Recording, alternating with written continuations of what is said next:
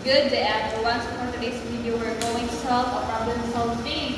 So we have a given of air 22 degrees Celsius na siya ay relative humidity na 30%, that ay being 500 RPM, then ED is equals to 1.8 liter.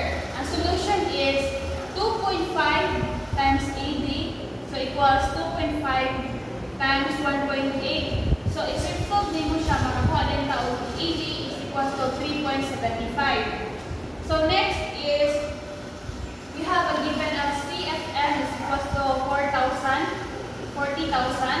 T1 is 100 degrees Fahrenheit, na nasa relative humidity nga 15%. Na nasa W1 na 0.008.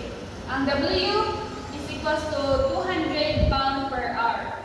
Ang solution niya is mass of water equals mass of air times 0.75 times 60. So, ipag-ina na nato na sa given. So, we have 40,000 times 0.75 times 60. So, magkakuha na ito 100. Ang mass na ito ng water is 180,000 pound per hour. Ang next is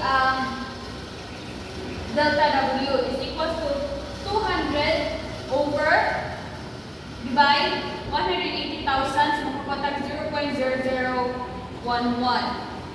Then next is W2 is equal to 0.003 plus W, delta W.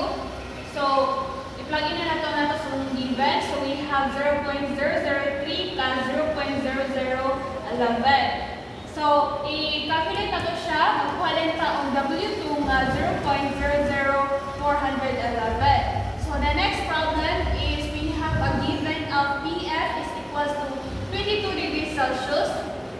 Na siya ay relative humidity nga 50%. Ang TO mo to is 38 degrees Celsius. Na siya relative humidity nga 15%. So, ang efficiency nga to is 90%. Then, natin tayo nga 5 kilogram per second.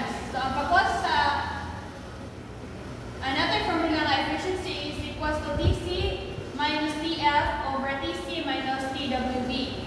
So, inatay efficiency, plug in na natin itong given. So, natay efficiency nga 0.9 equals TC nga oil minus 22 over TC nga oil minus 15. So, mag-calculate na, i-shift solve nyo siya, magawa din tag 25 degrees Celsius. So, ang outside air, nata H1 na 75 kilojoules per kilogram, H2 is 50 kilojoules per kilogram. Ang Q na to ay nata formula Q equals M times delta H. So, i-times na to siya, i-plug in ko na to